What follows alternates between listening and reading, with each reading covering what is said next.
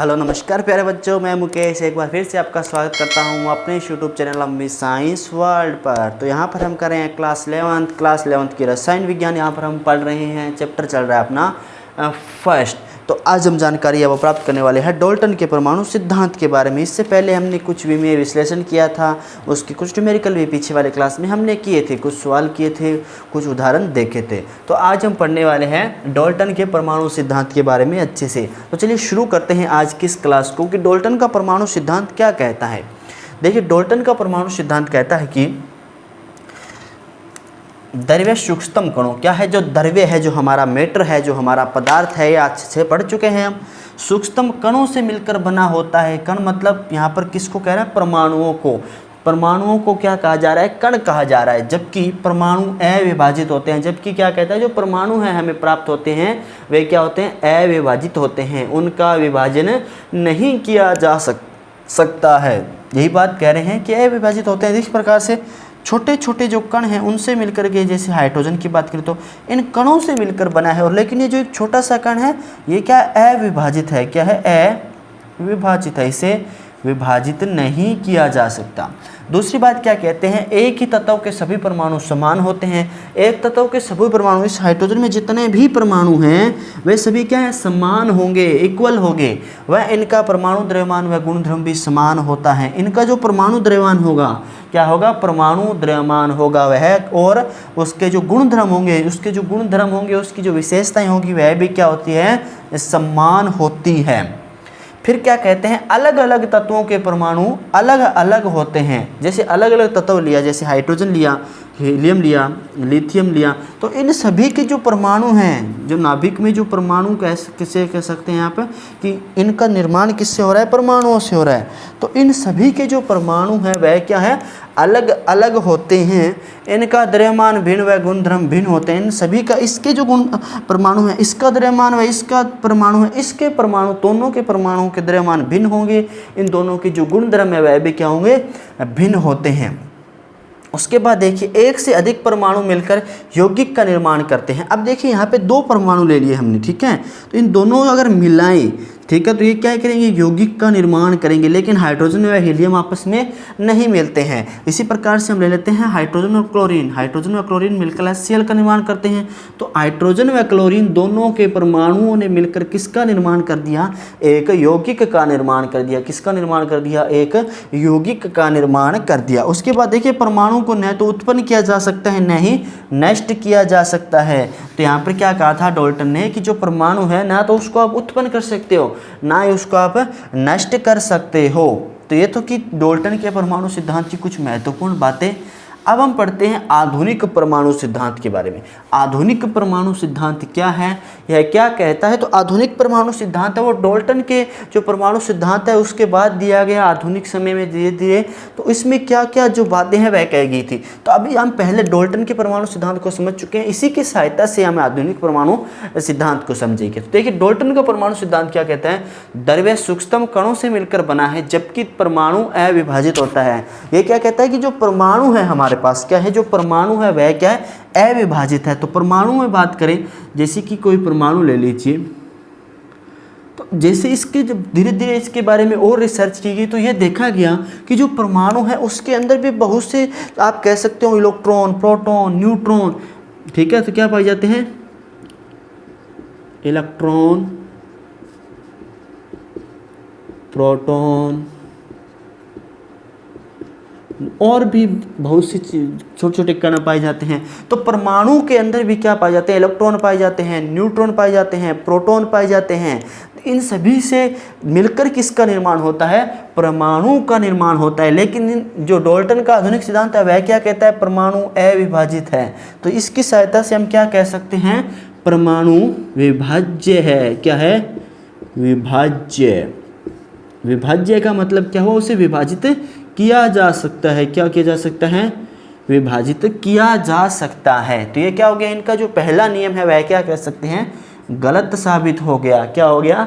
गलत साबित हो गया। उसके बाद देखिए, दूसरा नियम क्या कहता है? दूसरा नियम यह कह रहा है कि यहाँ पर दूसरा नियम कह रहा है कि एक ही तत्व के सभी परमाणु समान होते हैं, एक ही तत्व के सभी परमाणु क्या होते हैं, समान होते हैं। जैसे हमने कार्बन लिया, ये क्या कह रहे हैं, इनकी जितनी भी परमाणु ले लो, परमाणु मतलब एक तत्व, जो जैसे कोई भी तत्व है वह गुच्छे के रूप में पाया जाता है, आपको पता होगा। तो इन सभी का जो गुच्छा है उसमें से अगर एक आप परमाणु को निकालो तो यह भी कार्बन है, इस परमाणु को निकालो यह कार्बन, यह कार्बन, तो इस प्रकार से गुच्छे के रूप में पाए जाते हैं।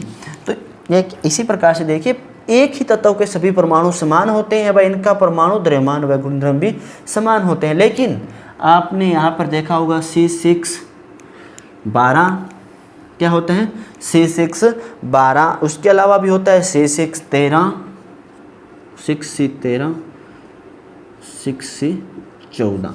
ये क्या होते हैं, एक दूसरे के समस्थानिक कहलाते हैं। क्या कहते हैं, इन्हें कहते हैं समस्थानिक।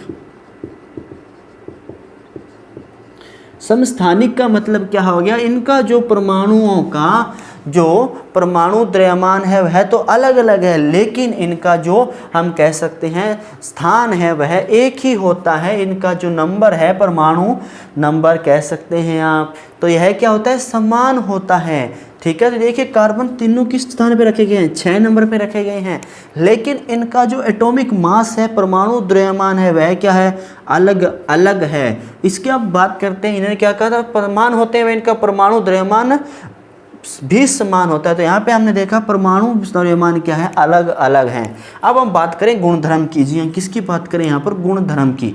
तो जो एक C612 है, यह क्या है, साधारण कार्बन होता है। क्या होता है, साधारण कार्बन होता है। लेकिन जो C614 है वह क्या होता है, रेडियो एक्टिव होता है। क्या होता है, रेडियो एक्टिव पदार्थ होता है, रेडियो एक्टिव पदार्थ होता है। तो इनके गुणधर्म भी क्या हो गए, अलग अलग हो गए। इसका उपयोग किया जाता है, जैसे कोई पृथ्वी से कोई भी पदार्थ निकालते हैं, बहुत अधिक पुराना है, तो उसकी जो आयु वगैरह ज्ञात करने के लिए किसका उपयोग करते हैं, इस कार्बन 14 का उपयोग करते हैं। तो है तो ये कार्बन ही, लेकिन ये समस्थानिक है। तो इसका मतलब क्या हुआ, डाल्टन का दूसरा नियम भी फेल हो गया। उसके बाद बात करते हैं तीसरे नियम के बारे में। अलग अलग तत्वों के परमाणु अलग अलग होते हैं। क्या है, अलग अलग तत्वों के परमाणु अलग अलग होते हैं। इनका द्रव्यमान भिन्न भिन्न व गुणधर्म भी भिन्न होते हैं। तो हम यहाँ पर क्या बात कर रहे हैं, यहाँ पर हम बात ले लेते हैं आर्गन और कैल्शियम। क्या लेते हैं, ऑर्गन ले लेते हैं और कैल्शियम ले लेते हैं। तो इनका आर्गन कितने नंबर पे आता है, 18। कैल्शियम कितने नंबर पे आता है, 20 नंबर पे आता है। कैल्शियम कितने नंबर पे आता है, 20 नंबर पे आता है। लेकिन इनका जो परमाणु द्रव्यमान है, क्या है, इनका जो परमाणु द्रव्यमान है वह समान होता है। इनका परमाणु द्रव्यमान क्या होता है, समान होता है। गुणधर्म भी क्या कह सकते हैं, गुणधर्म तो इनके अलग अलग हैं, लेकिन इनका परमाणु द्रव्यमान समान होता है। लेकिन डाल्टन ने क्या कहा है, अलग अलग तत्वों के परमाणु अलग अलग होते हैं, इनका परमाणु द्रव्यमान भिन्न व गुणधर्म भिन्न होते हैं। तो गुणधर्म तो भिन्न है, लेकिन यहाँ पर जो परमाणु द्रव्यमान है वह क्या है, समान है। इस प्रकार के जो तत्व होते हैं जिनका परमाणु द्रव्यमान समान होता है, वह परमाणु संख्या अलग अलग होती है, उन्हें क्या कहते हैं, उन्हें कहते हैं समभारिक। इस प्रकार के तत्वों को क्या कहते हैं, समभारिक तत्व कहते हैं। तो हमने आज एक अच्छी सी बात सीखी, समस्थानिक व समभारिक के बारे में पढ़ा। अच्छे से याद रखिएगा, यह बहुत ही महत्वपूर्ण रहने वाली चीज़ है। तो ये तो क्या थे, आधुनिक परमाणु सिद्धांत। एक और देखते हैं कि ठीक है, परमाणु को न तो उत्पन्न किया जा सकता है, न ही नष्ट किया जा सकता है। आपने सुना होगा E=mc², E=mc²। यहाँ पर देखिए, जो इसका परमाणु है मास व एनर्जी के बराबर है। जब इसका प्रयोग किया जाता है तो यहाँ पर परमाणु कुछ परिघटनाएं होती है जहाँ पर लुप्त हो जाता है। क्या होता है, परमाणु नष्ट हो जाता है। इस नियम के अनुसार यह नियम भी गलत साबित हो जाता है। तो अब हम क्या कहें कि डाल्टन का परमाणु सिद्धांत गलत था, क्या यह कह सकते हैं कि डाल्टन का परमाणु सिद्धांत गलत था? जी नहीं, हम यह नहीं कह सकते कि जो डाल्टन है उसका परमाणु सिद्धांत गलत था, क्योंकि इस सिद्धांत की सहायता से भी उस समय में जब आधुनिक परमाणु सिद्धांत की खोज नहीं की गई थी तब भी क्या हुआ था, बहुत अधिक सहायता मिली थी वैज्ञानिकों को, जो बहुत सी रिसर्च वगैरह करने के लिए। लेकिन जब बाद में आधुनिक परमाणु सिद्धांत आया तब हम कह सकते हैं कि इसकी जो उपयोगिता है वह कम हो गई। इसके कुछ नियमों को आधुनिक वैज्ञानिकों ने गलत साबित कर दिया। तो देखिए इसे अच्छे से, उम्मीद है अच्छे समझ में आ रहा होगा। तो आप चाहें तो स्क्रीनशॉट ले सकते हैं। फिर आगे बढ़ते हैं हमारे आगे वाले टॉपिक की तरफ। तो अभी हमने देखा था कि डाल्टन का परमाणु सिद्धांत और उसके बाद आधुनिक परमाणु सिद्धांत के बारे में भी जाना। अब बात करते हैं हम अणु व परमाणु में अंतर, परमाणु द्रव्यमान के बारे में। तो परमाणु द्रव्यमान को पढ़ने से पहले, समझने से पहले हमें अणु व परमाणु में अंतर के बारे में भी पता होना चाहिए कि अणु व परमाणु में क्या क्या अंतर होता है। चलिए, पहले मैं बता चुका हूँ कि परमाणु सूक्ष्मतम इकाई होती है, सबसे छोटी इकाई क्या होती है, परमाणु होती है। देखिए, अणु द्रव्य का सूक्ष्मतम कण जो स्वतंत्र अवस्था में रह सकता है। ये द्रव्य का वह छोटे से छोटा कण है जो सूक्ष्मतम अवस्था में रह सकता है, मतलब स्वतंत्र अवस्था में रह सकता है, ये कह सकते हो। स्वतंत्र अवस्था में नहीं रह सकता। परमाणु क्या होता है, स्वतंत्र अवस्था में नहीं रह सकता। क्यों नहीं रह सकता, परमाणुओं से मिलकर अणु का निर्माण होता है, तो वह जो स्वतंत्र अवस्था उसमें तो नहीं रह पाएगा। उसके बाद देखिए, रासायनिक अभिक्रिया में भाग नहीं लेता है। परमाणु होता है वो रासायनिक अभिक्रिया में भाग नहीं लेता है, लेकिन जो परमाणु होता है वह क्या करता है, रासायनिक अभिक्रिया में भाग लेता है। जैसे O2, H2, Cl2, इस प्रकार से जो रासायनिक अभिक्रिया होती है उसमें यह भाग लेता है। अणु परमाणु में विभक्त हो जाता है रासायनिक अभिक्रिया करने पर। जब अणु की कोई रासायनिक अभिक्रिया अगर हो जाए तो वह किस में विभक्त हो जाएगा, परमाणुओं में विभक्त हो जाएगा। रासायनिक अभिक्रिया में विभक्त है वो नहीं होता है। रासायनिक अभिक्रिया में क्या कह सकते हैं, विभक्त नहीं होता है। तो उम्मीद है आपको अणु और परमाणु के बीच में थोड़े से अच्छे से अंतर मैंने लाने की कोशिश की है, आपको अच्छे से समझ में आ गए होंगे। तो चलिए अब हमारे महत्वपूर्ण टॉपिक, मुख्य टॉपिक पर आते हैं, मुख्य बिंदु पर आते हैं, परमाणु द्रव्यमान के बारे। अब परमाणु द्रव्यमान क्या होता है, सबसे पहले क्या हुआ कि वैज्ञानिकों ने क्या किया, हाइड्रोजन तत्व ज्ञात था, तो उसके अनुसार ही सभी तत्वों का परमाणु द्रव्यमान ज्ञात करने की कोशिश की कि किस प्रकार से हम हाइड्रोजन की सहायता से इनका परमाणु द्रव्यमान निकाल लें। लेकिन क्या हुआ, इसकी सहायता से सभी का जो परमाणु द्रव्यमान निकालना है वो संभव नहीं हो पाया। क्या नहीं हो पाया, सभी का परमाणु द्रव्यमान निकाल पाना क्या है, हाइड्रोजन की सहायता से संभव नहीं हो पाया। तो उन्होंने क्या किया, जिस वैसे हाइड्रोजन का अगर परमाणु द्रव्यमान की हम बात करें तो वह लगभग होता है 1.6737, ठीक है, 37 या 36, इसके कह सकते हैं कि कुछ बुक में 37 होता है, कुछ बुक में 36 होता है, इंटू 10⁻⁻27 ग्राम। क्या होता है, इंटू 10⁻⁻40, हाँ 24 होता है, 24 ग्राम। ये क्या था, हाइड्रोजन का कह सकते हैं द्रव्यमान था। इसे जैसे कि अगर विभक्त करें या कह सकते हैं हम एक के रूप में लिखते हैं, क्योंकि इस प्रकार की संख्या को द्रव्यमान के रूप में याद रखना क्या होता है, बहुत अधिक मुश्किल होता है। तो इसको अनुमान लगा करके इसकी जो निकटतम संख्या होती है एक, उसी के रूप में इसको दर्शा दिया जाता है। उसके बाद धीरे धीरे कुछ प्रयोग किए गए, तो यह देखा गया कि एक और तत्व का देखा गया कि सभी जो परमाणु है वो इसी के आसपास घूम रहे हैं। तो फिर आज तब से लेकर के आज तक उसी परमाणु, हम कह सकते हैं उसी तत्व के जो परमाणु द्रव्यमान है उसी के आधार पर सभी तत्वों का परमाणु द्रव्यमान ज्ञात किया जाने लगा। वह भी कौन सा तत्व लिया गया, C612। अभी हमने पढ़ा था समस्थानिकों में कि कौन कौन से जो समस्थानिक होते हैं कार्बन के, उनके बारे में पढ़ा था। तो इसमें से कौन सा कार्बन लिया गया जिसका परमाणु द्रव्यमान क्या होता है, 12 होता है। परमाणु द्रव्यमान क्या होता है, 12 होता है। तो वैसे अगर हम बात करें कि ये क्या है, कार्बन का परमाणु है। किसका परमाणु है, कार्बन का परमाणु है, जो हमारा मेन कार्बन होता है उसका परमाणु है, कार्बन का परमाणु है, ठीक है। तो अब क्या किया गया, कार्बन परमाणु द्रव्यमान का 1/12वां भाग, ठीक है, क्या हुआ, कार्बन परमाणु का क्या लिखेंगे, हम लिख सकते हैं आप इसे कार्बन परमाणु द्रव्यमान का कौन सा, 1 जो 12वां भाग था वह किसके बराबर होता है, 1/12वां भाग 1 AMU किसके बराबर होता है, 1 AMU। AMU मतलब क्या, परमाणु द्रव्यमान मात्रक। क्या है AMU, क्या है, परमाणु द्रव्यमान मात्रक, एटॉमिक मास यूनिट। इसे फुल फॉर्म होती है एटॉमिक मास यूनिट या परमाणु द्रव्यमान मात्रक। इसे U से भी सिंबल से दर्शाते हैं या AMU से दर्शाते हैं, एटॉमिक मास यूनिट, इंग्लिश में से एटॉमिक मास यूनिट, तो AMU से दर्शाया जाता है। तो यहाँ पे देखिए 1 AMU। अब हम बात करेंगे कि AMU की गणना किस प्रकार से की गई। तो जो हमने अभी देखा था कि 1.66 क्या होता है, 1.6605 6 × 10⁻⁻14 ग्राम, ठीक है। तो ग्राम यहाँ पर लिया गया है। तो अब हम क्या करेंगे, अब हम क्या करते हैं कि इसकी जो गणना है वो किस में करनी है, AMU में करनी है। हमें ग्राम में दी गई है, इसकी गणना अब हमें किस में करनी है, AMU, मतलब जो इसको मात्रक है एटॉमिक मास यूनिट, उसके अंदर ज्ञात करना है। तो उसके अंदर ज्ञात करने के लिए हम यहाँ पर क्या करते हैं कि जो हाइड्रोजन है, अब हाइड्रोजन का जो ज्ञात कर रहे हैं, हाइड्रोजन का हम क्या ज्ञात कर रहे हैं, यहाँ पर परमाणु द्रव्यमान ज्ञात करने की कोशिश कर रहे हैं। क्या कर रहे हैं, हाइड्रोजन का परमाणु द्रव्यमान ज्ञात कर रहे हैं। तो सबसे पहले हमें कार्बन की सहायता से हाइड्रोजन का परमाणु द्रव्यमान ज्ञात करना है। तो सबसे पहले हम क्या करते हैं, हाइड्रोजन का परमाणु द्रव्यमान लिख लेते हैं 1.6736 × 10⁻⁴ ग्राम, भाग करते हैं इसके कार्बन से परमाणु द्रव्यमान का। ठीक है, इन दोनों का जब भाग करेंगे तो आपके पास आएगा 1.0080 AMU, या इसके अप्रोक्स आएगा, इसके लगभग आने वाला है। तो ये मान आ गया। तो इसको किसके बराबर रख लेते हैं, लगभग 1 के पास यही है तो 1 मान लेते हैं इसको। उसी प्रकार से क्या किया गया, जो ऑक्सीजन था उसका परमाणु द्रव्यमान ज्ञात किया गया, ऑक्सीजन का परमाणु द्रव्यमान ज्ञात किया गया, तो वह आता है लगभग, याद करने की बात, ये तो वैसे आपको पता होगा कि जो ऑक्सीजन है उसका जो हमारा परमाणु द्रव्यमान होता है 16 होता है अप्रोक्स। तो 16 के नज़दीक ही 15.995 AMU। तो ये क्या था, कुछ इस प्रकार से ऑक्सीजन का परमाणु द्रव्यमान भी ज्ञात कर लिया गया है यहाँ पर।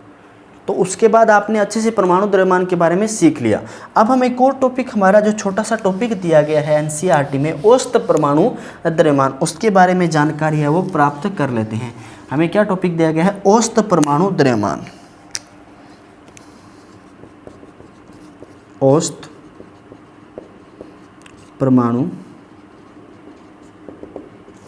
परमाणु द्रव्यमान क्या कहता है कि हमें क्या कह रहे थे, समस्थानिक लिया गया। हम यहाँ पर समस्थानिक ले लेते हैं क्लोरीन Cl1735 Cl1737। ये क्या है, क्लोरीन के दो क्या होते हैं, समस्थानिक होते हैं। क्या होते हैं, 2 क्लोरीन के यहाँ पर हमने समस्थानिक लिए हैं। तो अब इनका क्या ज्ञात करना है, औसत परमाणु द्रव्यमान ज्ञात करना है। जब भी क्या करते हैं हम, प्रकृति में क्लोरीन की खोज की जाती है। क्या की जाती है, प्रकृति में क्लोरीन की खोज की जाती है। तो 2 प्रकार के हमें क्लोरीन प्राप्त होते हैं। आप कह सकते हैं कि 75% तो हमें Cl1735 प्राप्त होता है, और Cl1737 प्राप्त कितना हो गया, 25% हमें यह प्राप्त होता है। तो इसके जो ज्ञात करने के लिए, इसकी खोज करने में कितना कौन सा प्राप्त होता है यह पता होना चाहिए। तो इसके लिए बाद में एक फॉर्मूला का उपयोग किया जाता है जिससे कि हम इसका औसत परमाणु द्रव्यमान निकाल सकते हैं। जैसे कि हमने अभी बात की थी, जैसे कि कार्बन के 3 समस्थानिक होते हैं, तो तीनों में से हम कैसे पता लगाएं कि कौन सा जो परमाणु द्रव्यमान है वो लगभग समान। तो उसके लिए हम एक औसत परमाणु द्रव्यमान का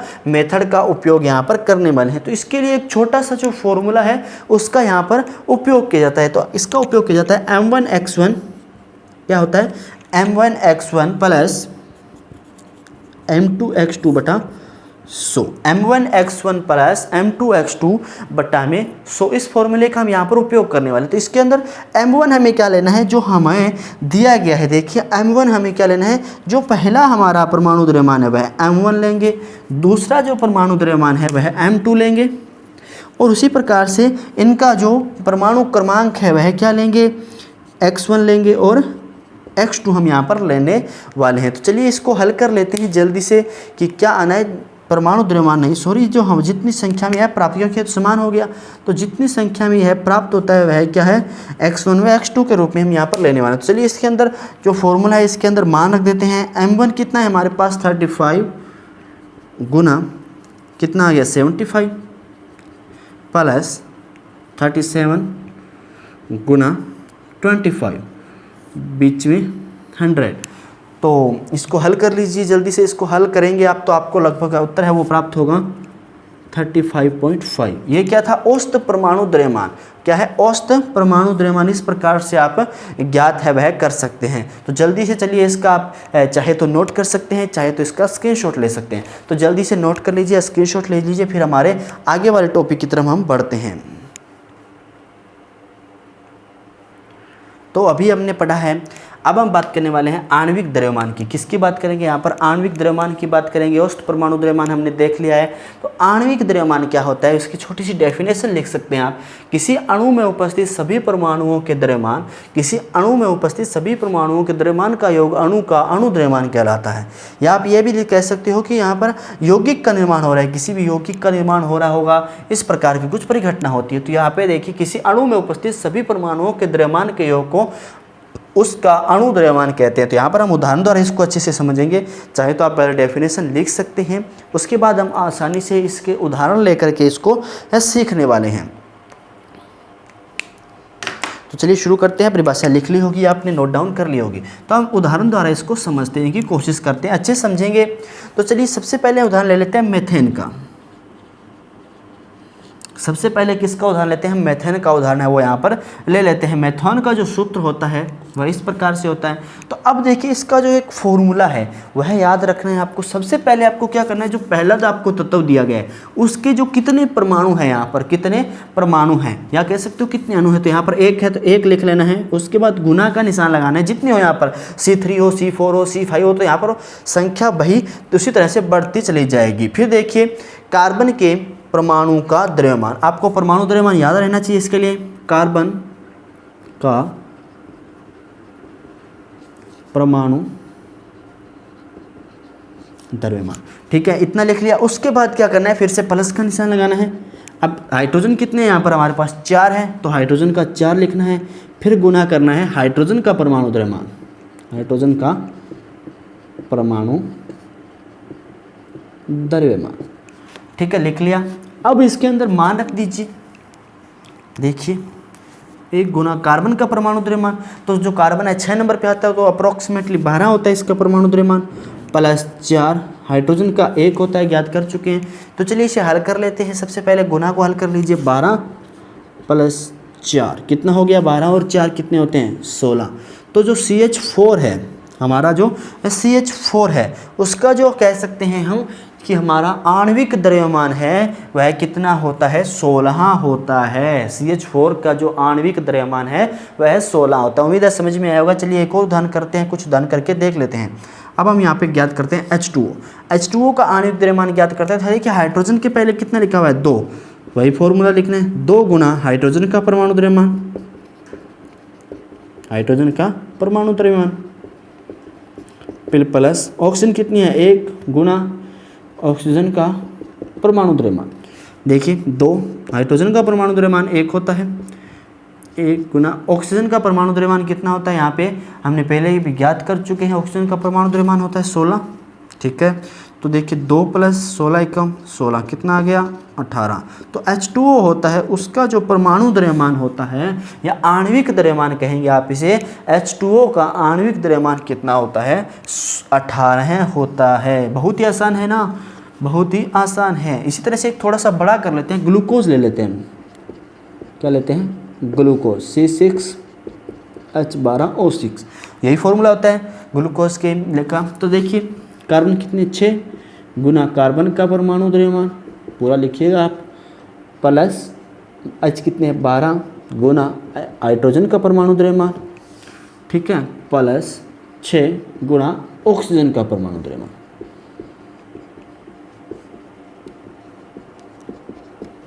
ठीक है। तो अब देखिए लिख लीजिए, जो कार्बन है उसका परमाणु द्रव्यमान कितना होता है? 12 होता है, पढ़ा चुका हूँ। हाइड्रोजन का परमाणु द्रव्यमान 1 होता है, और ऑक्सीजन है, ऑक्सीजन का परमाणु द्रव्यमान कितना होता है? 16 होता है। हल कर लीजिए। 6 12 छिके कितने होते हैं? 12 छिके 74 या 72? 72, ठीक है। 12 एकम 12, 16 छिके कितने थे? 96, 96 जोड़ कर दीजिए, कितना आता है? 0 9 10 7 80। क्या यही होता है ग्लूकोज का परमाणु द्रव्यमान? यही होता है ग्लूकोज का आणविक द्रव्यमान। यहाँ पे आप लिख सकते हैं ग्लूकोज का आणविक द्रव्यमान 180 AMU होता है। क्या होता है? द्रव्यमान होता है ग्लूकोज का 180 AMU होता है। तो आज का जो हमारा एक और छोटा सा टॉपिक बचता है यहीं पर कर लेते हैं, ज़्यादा जगह ज़्यादा नए पेज की आवश्यकता नहीं। आज का लास्ट टॉपिक है हमारा। अब हम बात करने वाले हैं सूत्र द्रव्यमान के बारे में। किसके बारे में? सूत्र द्रव्यमान। जी हाँ, सूत्र द्रव्यमान क्या होता है, किस प्रकार से होता है बच्चों? तो चलिए शुरू करते हैं। देखिए सूत्र द्रव्यमान, अब हमें क्या लेना है, एक केस कोई भी हम क्या ले लेते हैं, यौगिक ले लेते हैं। NaCl ले लिया, तो NaCl क्या किया, जैसे हम बना लेते हैं इसको थोड़ा सा अच्छे से। ये क्या है, एक परमाणु है, तो जहाँ पे NaCl के कुछ जो अणु होंगे वो इस प्रकार से व्यवस्थित हो सकते हैं। वो यहाँ पे हो सकते हैं, यहाँ पे हो सकते हैं, यहाँ पे हो सकते हैं, या इसके पीछे की जो साइड है वहाँ पर भी हो सकते हैं। तो इसके लिए भी हमें सेम फॉर्मूला लगाते हैं। Na कितना है? 1 है, 1 गुना Na का द्रव्यमान प्लस 1 Cl है गुना Cl का द्रव्यमान। ठीक है, तो यहाँ पे लिख लिया। अब देखिए एक लिख लिया आपने। अब नाइट्रोजन का जो द्रव्यमान होता है वह कितना होता है? तो ये आपको कुछ द्रव्यमान आपको याद रखने होंगे। तो नाइट्रोजन का जो द्रव्यमान होता है वह होता है 23। क्या होता है? 23। उसके बाद एक लेना है। और जो क्लोरीन होता है, क्लोरीन कितने नंबर पे आता है? 17। 17 दूना 34, इसके आसपास होता है। तो इसका हम मान लेते हैं 35.5 होता है। वैसे आप 34-35 से कर सकते हो, तो ऐसा कुछ हो सकता है 35.5। जब इसको हल किया 23 प्लस 35.5, इनका जब जोड़ेंगे तो आएगा 58.5 AMU। तो ये तो क्या था, हमारा सूत्र द्रव्यमान हो गया, यहाँ पर आणविक द्रव्यमान हो गया। तो आज की क्लास में हमने जाना है कि डाल्टन का परमाणु सिद्धांत देखा, फिर हमने देखा कि अणु व परमाणु में अंतरों को देखा, परमाणु द्रव्यमान को देखा, आणविक द्रव्यमान को देखा। तो मुझे उम्मीद है आपको आज की क्लास पसंद आई होगी, अच्छी लगी होगी। अगर आपको पसंद आई है तो अपने दोस्तों के साथ इसे शेयर कर दीजिए। आज की क्लास में बस इतना ही, मिलते हैं इसे आगे वाली क्लास में। तब तक के लिए गुड बाय, टेक केयर, जय हिंद।